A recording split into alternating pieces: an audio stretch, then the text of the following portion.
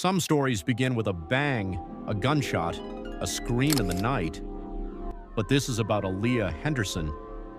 It was a regular afternoon in Cleveland, Ohio.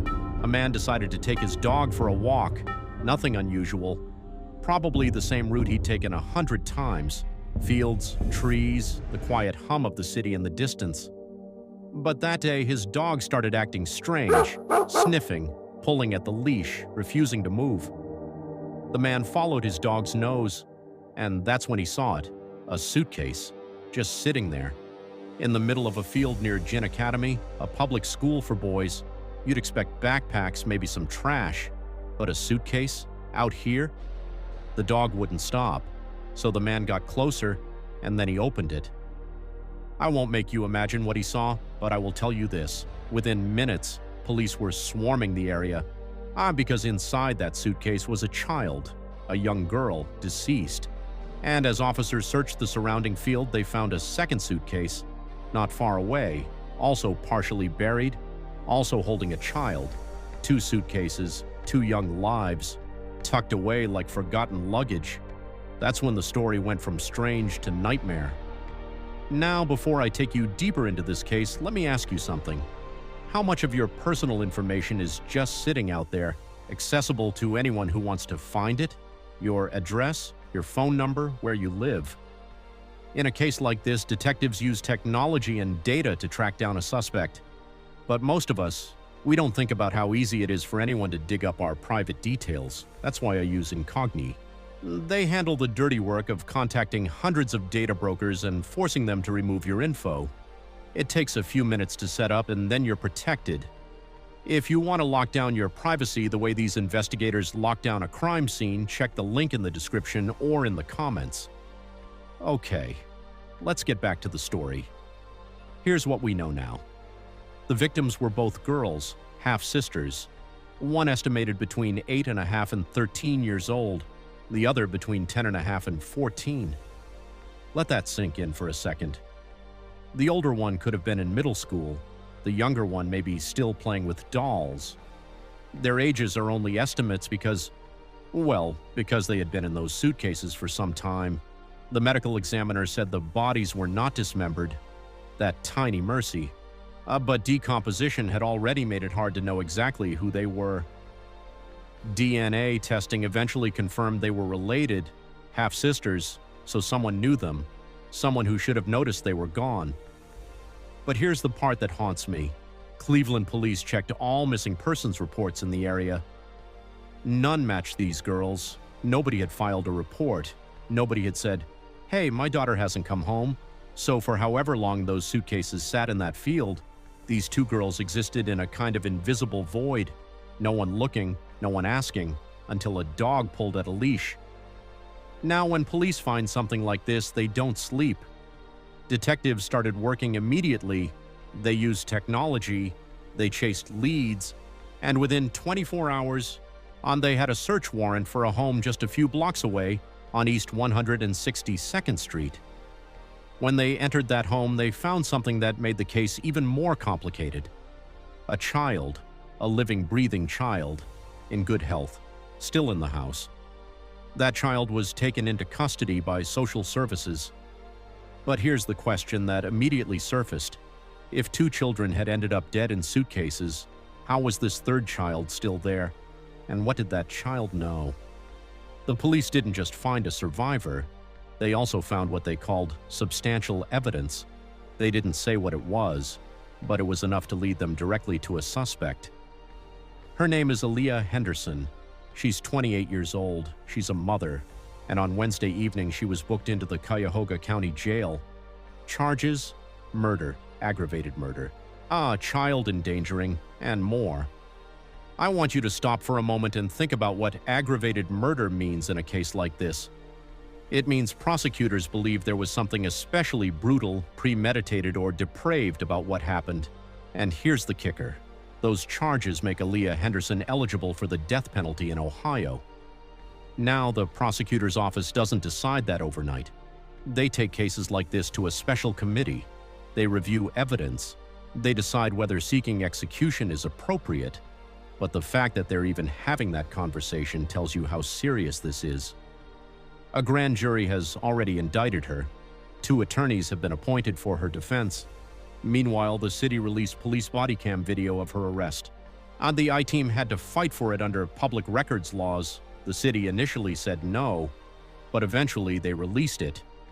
And while I can't show you everything that's in that video, what I can tell you is that it captures a mother being taken away in handcuffs, accused of something almost too dark to comprehend. Here's where the story becomes more than just a crime. Because how does a child's body end up in a suitcase, not 1 but 2, partially buried in a field, blocks from the home where another child is still living? We don't yet know the cause of death. Toxicology results are pending, autopsy reports are still being finalized, but we do know the bodies had been there for some time. Days, weeks, months, we don't know. What we do know is that nobody reported these 2 half-sisters missing. Now, I'm not here to speculate wildly, but I will ask the question that everyone in Cleveland is asking. Why was no one looking for them? Were they homeschooled? Did they have contact with doctors, teachers, neighbors?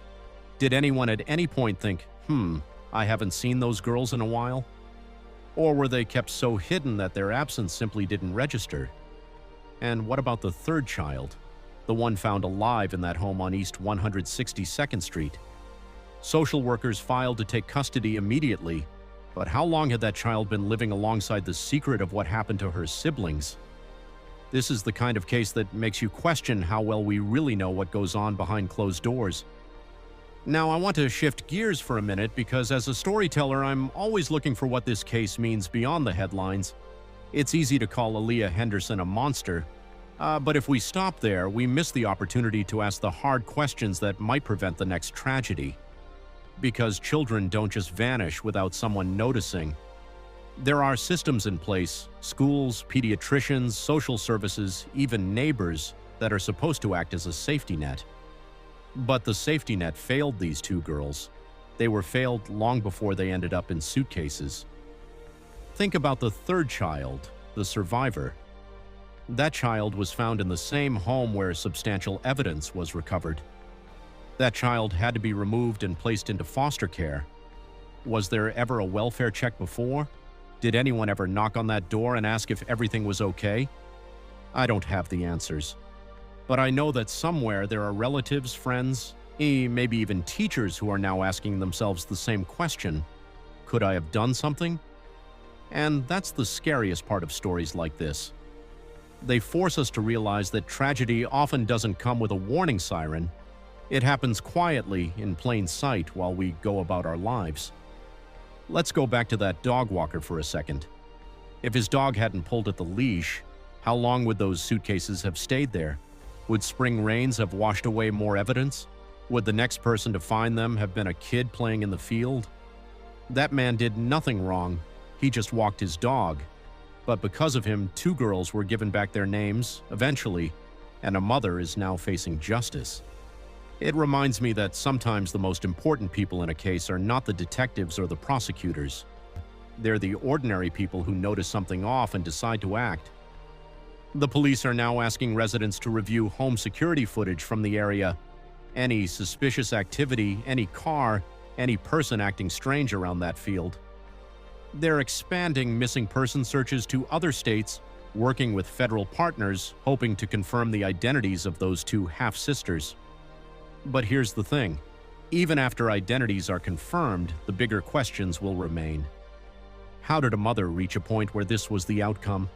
Where 2 children are dead, another is removed, and she's sitting in a cell facing the possibility of execution. Was there mental illness, substance abuse, a history of domestic violence? Or was it something else entirely, something that made her see her own children as problems to be disposed of? We may never fully understand the why, but we can make sure that the next time a child goes missing, someone somewhere files a report. That the next time a neighbor notices a family has gone quiet, they knock on the door, that we stop assuming someone else will handle it. This story doesn't have a happy ending. It may never have one. 2 young half-sisters are gone. A 3rd child is now in the system. A mother faces the rest of her life in prison or maybe death. But there's a reason I told you this story tonight, not for shock value, not to make you angry, but to remind you that the most terrifying crimes often happen not in dark alleys but in ordinary homes, on ordinary streets, just blocks away from schools and dog walkers and people who think nothing ever happens in their neighborhood. Up on the next time you see something that doesn't feel right, a house that's gone too quiet, a child you haven't seen in weeks, a suitcase in a field, don't look away. Don't assume someone else will make the call. Because sometimes the only thing standing between a tragedy and justice is a person who decides to pay attention. The case against Aaliyah Henderson is just beginning. There will be court dates, hearings, maybe a trial. I'll keep watching, and if you want updates, hit that subscribe button. But for tonight, I want you to remember those two half-sisters. Unnamed for now, but not forgotten. They deserve to be found. And now they deserve justice. Thank you for listening. What would you have done if you found that suitcase?